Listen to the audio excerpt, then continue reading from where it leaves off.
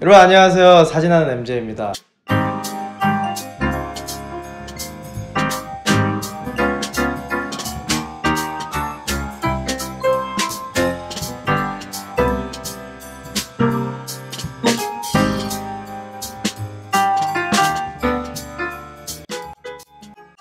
전 일기를 한번 풀어볼까 합니다. 정확히 10년 전 2010년에 저는 김중만 선생님 밑에 있었어요. 사진작가 김중만 선생님 밑에 있었는데, 그때는 정말 아무것도 모르고 세계여행 마치고 와서 아주 우연한 기회에 선생님 밑에 들어가서 사진을 배우고 있었는데, 해마다 로얄 살루트를 수입하는 페르노리카 코리아라는 회사에서 마크 오브 리스펙트라는 상을 줘요. 우리말로 치면 존경의 상징? 뭐 이런 상인데 상금이 무려 5천만 원. 크죠. 홍명보 감독, 그 런던 올림픽 이후에 홍명보 감독, 뭐 정명훈 지휘자, 박찬욱 감독님, 뭐 안성기 선생님, 이런 분들한테 해마다 상을 주는데, 그 해에 이제 미팅을 하러 온 거예요. 선생님이 이번에 수상자로 선정이 되셨다. 그래서 너무 좋잖아요. 옆에서 듣기만 해도 좋잖아요. 그래서 멋있다, 진짜 저런 사람들은 저런 세계가 있구나, 이런 생각 했는데, 그 해에 뭐가 맞아가지고 런던으로 초대를 하고 싶다고 하는 거예요. 대박이다, 상 받으러 런던 가고 뭐. 야, 너무 좋아 보인다 했는데 선생님이 그 자리에서 거절하시는 거예요. 술이나 6병 보내래, 38년짜리로. 저런 패기는 어디서 나오지? 뭐 이런 생각 했다가, 뭐 저는 그때 위스키가 뭔지 뭐 꼬냑이 뭔지 모를 때였거든요. 그냥 술만 좋아하는 그냥 어린 친구였는데, 선생님 그거 거절하는 게 저는 납득이 안 가는 거예요. 이유가 2박 3일을 런던에서 뭘 하려고 거기까지 가기에 자기는 너무 힘들다. 근데 저는 진짜 너무 배부른 소리 아닌가, 헤엄을 쳐서라도 갈 텐데 나 같으면, 그런 생각 했는데, 선생님이 그 얘기를 하고 나니까 거기서 거꾸로 제안을 하더라고요. 로얄 살루트에서 2010년에 62 건 살루트라는 술이 나옵니다. 480만 원짜리 출고가가. 근데 마침 그 해에 런칭 행사를 할 건데, 선생님의 제안을 듣고 이분들이 가셔서 고민을 한 거예요. 그리고 3주 동안 스코틀랜드의 아름다움을 담아서 전시와 함께 런칭 행사를 하자. 와, 저거구나. 딜은 저렇게 하는 거구나. 선생님 어떻게 보면 을인데. 그러면서 이제 모든 일체 경비와 뭐 이런 에스코트 것들을 거기서 부담을 해주기로 했죠. 근데 저는 팀의 막내로서 그냥 선생님 삼각대 들고 장비 들고 짐 들고 이제 따라갑니다. 런던에서 그 2박 3일 행사를 하는데 막 엘튼 존이랑 선생님 막 셀카 찍고 막 이러시더라고요. 참 신기해요. 그리고 나서 스코틀랜드 아버딘으로 갑니다. 유명한 대도시인 뭐 에든버러라든가 이런 데는 다 패스하고 더프타운이니 뭐 이런 다 작은 동네로 다니는 거예요. 왜? 그땐 몰랐죠. 이런 위스키는 계곡에 있거든. 물가가 있어야 되고 숲속에 있어야 되고, 뭐 이런 역사적인 이야기도 제가 차근차근 해드리겠습니다. 그 아름다운 양조장과 증류소죠. 보통 이제 증류주는 증류소라고 하고 발효주는 양조장이라고 하는데, 우리말로 디스틸러리, 영어로는. 코스를 굉장히 멋있는 곳들을 많이 다녔어요. 진짜 위스키 좋아하는 분들 뭐 알만한 뭐 오반이니, 주변의 섬들, 아일레이니, 루이스 섬, 스카이 섬, 아란 섬 다 갑니다. 제가 술을 좋아하니까 가기 전에 공부를 좀 했어요. 로얄 살루트는 이런 거구나, 위스키는 이런 거구나, 이제 대충 이제 공부를 해서 간 거지. 너무 신기하고 재밌더라고요. 술을 내가 마시기나 했지 이런 본격적으로 공부를 해본 적은 없으니까. 블렌디드 위스키 이런 개념에 대해서도 천천히 말씀드릴게요. 블렌드 뭐예요? 섞은 거죠. 그냥 다양한 디스틸러리에서 받은 술들을 한 곳에 모아서 자기네들의 그 전통과 기준에 맞게 그걸 섞는 마스터가 있어요. 블렌드 마스터 또는 마스터 블렌더라고 하는데, 그 중에 한 분 시바스 브라더스, 욕 아니에요? 시바스 브라더스라는 우리가 아는 시바스 리갈 만드는 굉장히 큰 위스키 회사죠. 거기에 장인 콜린 스캇이라는 분이 우리를 에스코트 해주는 거예요. 내 인터넷에서 봤는데 3대 명인이라는데 너무 신기한 거예요. 그래서 그런 분이 그런 깊은 이야기를 저희를 데리고 다니면서, 여기서는 이런 과정이 있고 자기네는 뭐 이런 특색이 있고. 처음 갔던 증류소가 스트라스 아일라라는 이 로얄 살루트의 키몰트, 그러니까 중심이 되는, 줄기가 되는 술을 만드는 이제 양조장인 거죠. 갔는데 너무 신기한 거예요. 막 거대한 증류기들 있고, 막 불 떼고 있고 말리고 있고 오크통 막 쌓여 있고. 그래서 그것들을 보면서 이분이 너무 디테일하게 설명을 해주시니까. 근데 선생님 위스키 좋아하긴 하시는데 촬영 중이니까 선생님이 이렇게 뭐 술에 대해서 설명을 듣고 이런 건 재미없어 하시는 거예요. 저 혼자 서가지고, 왜냐면 저는 이제 짐을 내려놓고 나면 딱히 할 일은 없거든요. 그때 막내였으니까. 그 할아버지 얘기를 너무 듣는데 제가 막 빠져드는 거예요. 이 할아버지 자꾸 한 잔씩 막 더 줘. 62라는 것과 21이라는 숫자들이 다른 위스키에는 수성 연수를 나타내지만 로얄 살루트는 조금 다릅니다. 로얄 살루트 말 자체가 왕가의 축포, 예포 그런 뜻이라서 여기 보시면 대포가 그려져 있어요. 살루트가 단순히 축배, 축하 이런 뜻이 아니라 여기서는 예포를 뜻하는데, 가장 왕가에서 이제 좀 캐주얼한 행사, 보통의 행사를 할 때 21발을 발사한답니다. 그리고 아까 말씀드렸던 그 480만 원짜리 62는 62년 숙성이 아니에요. 그런 거는 정말 비쌀 거예요. 한 2천만 원 할 거예요. 근데 62회의 예포를 발사하는 게 여왕의 즉위식이라든가 그런 정말 성대한 행사들 있잖아요. 그런 때만 최고의 예우로 62발을 발사를 합니다. 그 런던 템즈강에서 발사를 해요. 이 할아버지가 이런저런 얘기를 해주시는데, 숙성 연도에 따라서 이건 이렇고 21년 숙성이면 이 술 안에 들어가 있는 여러 가지 원액 중에 가장 어린 술이 21년 숙성인 겁니다. 22년 된 것도 있고 23년 된 것도 있고 섞어서 자기네들의 맛을 만드는 거죠. 근데 이제 맛 증류에서 나온 그런 술, 그거는 투명해요. 그리고 나서 옥통에 담아서 그 옥통의 향과 색이 이렇게 술에 배어 들어갑니다. 그러면 시간이 지날수록 색이 짙어져요. 맛도 깊어집니다. 방 안에 위스키 잔이 50잔이 쫙 있어요. 갓 증류한 거부터 50년까지. 이거를 다 먹어볼 수는 그럼 만취가 되겠죠. 없으니까 요거 뭐 19년 넘어갈 때, 뭐 23년 넘어갈 때 설명을 해주시는 거. 이건 무슨 옥통에 담아서 이런 맛이 나고, 깨달음 먹은 거. 이 양주, 비싼 술 이런 거라고만 생각했던 것들이 이렇게 다 의미가 있고 재미가 있구나. 너무 신기한 거예요.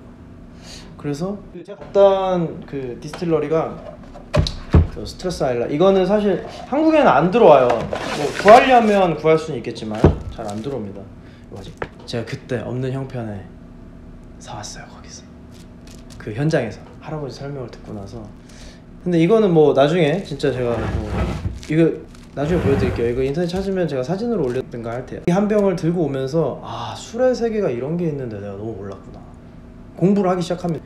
뭐 하루키, 무라카미 하루키도 위스키를 좋아하는데 뭐 위스키 성지 여행부터 뭐 책도 보고 뭐 자료도 찾아보고 하면서 외국에도 다니고 뭐 이러니까 한 병 한 병 사서 모으는 거죠.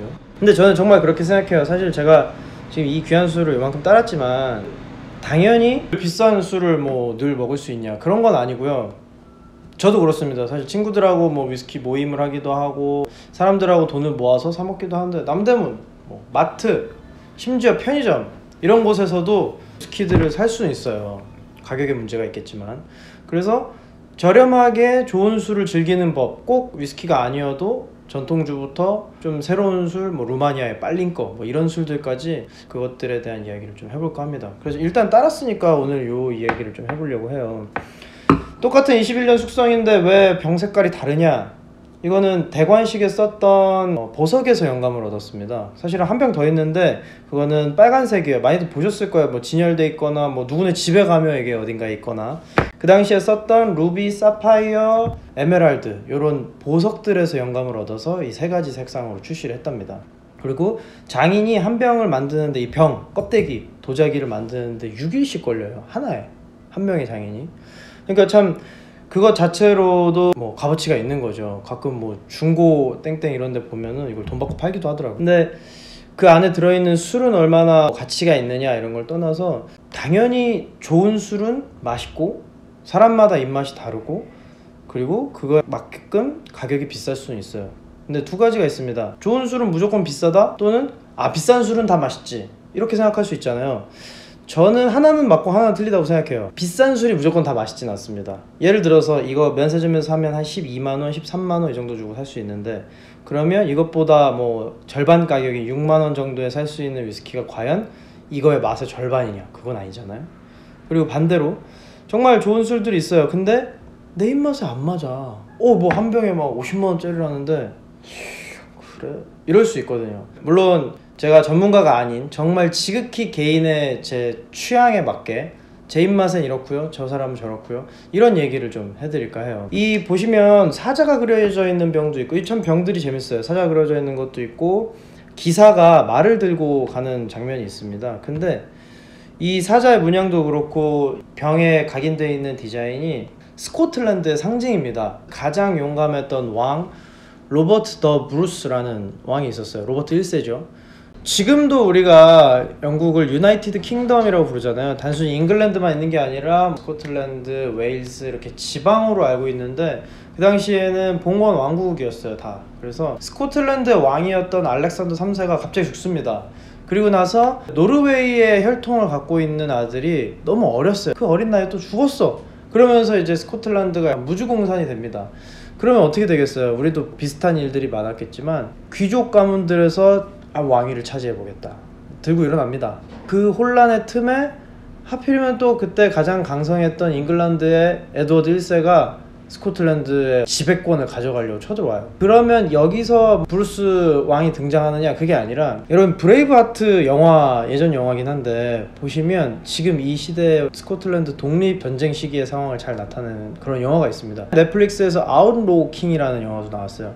그거는 이제 좀 더 지금 말씀드렸던 로버트 더 브루스에 대한 이야기인데, 방금 말씀드렸던 브레이브하트는 사실 윌리엄 월레스라는 또 전쟁 영웅이 있습니다. 그 당시에 그 사람의 이야기인데, 거기서도 이 로버트 더 브루스가 동지 비슷하게 나와요. 근데 실제로 그 당시에는 굉장히 복잡한 상황들이 얽혀 있다는데, 요거는 뭐 나중에 설민석 선생님한테 들으시든가 하면 될 것 같고, 당시 이 술에 로고를 넣고 하면서 이 영국이 갖고 있는 그런 캐릭터를 많이 녹이고 싶었나 봐요. 그래서 사자왕이라든가 왕가의 분양 이런 것들을 활용을 했는데, 로버트 브루스는 여러분들이 아는 그 브루스가 배트맨에 나오는 브루스 웨인입니다.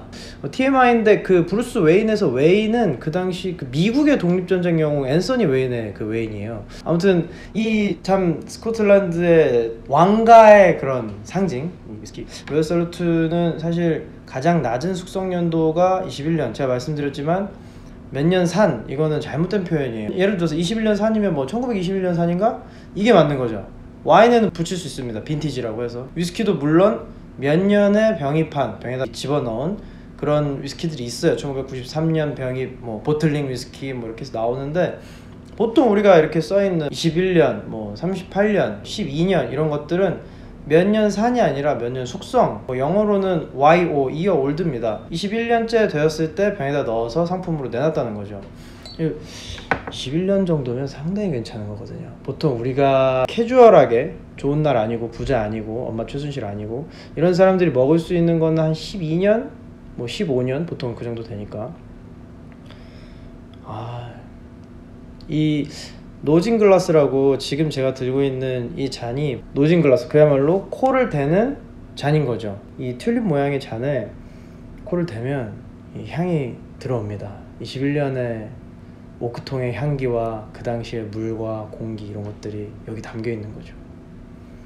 너무 좋아요. 이 바닐라 향이 나고, 숙성하는 캐스크, 그러니까 오크통에 따라서도 술의 향이라든가 빛이 결정이 되는데, 이렇게 보면 옅은 호박색이에요. 진짜 보석 호박색, 그 주례공원 같은 데 보면 안에 막 목이 들어있고 그런 호박 보석 같은 색깔이 나고, 처음 향은 바닐라 향이 납니다.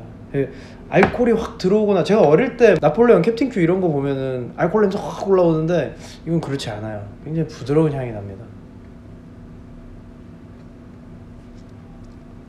한 번에 많이 드시는 거 아니에요. 와인샷 이렇게 하는 거 아니에요. 와인 즐기시듯이.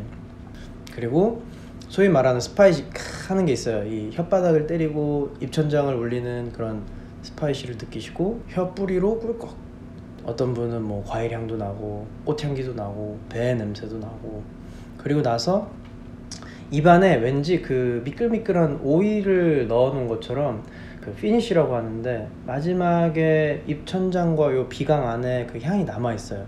블렌디드 위스키는 워낙에 자기네들이 가지고 있는 기준에 맞게 누구나 좋아할 만한 그런 위스키를 만들기 때문에 호불호도 덜하고 맛이 너무 강하지도 않습니다. 블렌디드 위스키부터 싱글 몰트, 아일라 다 뭐 위스키의 종류이기도 하고 지역이기도 한데, 다른 술들도 앞으로 소개를 해드리겠습니다.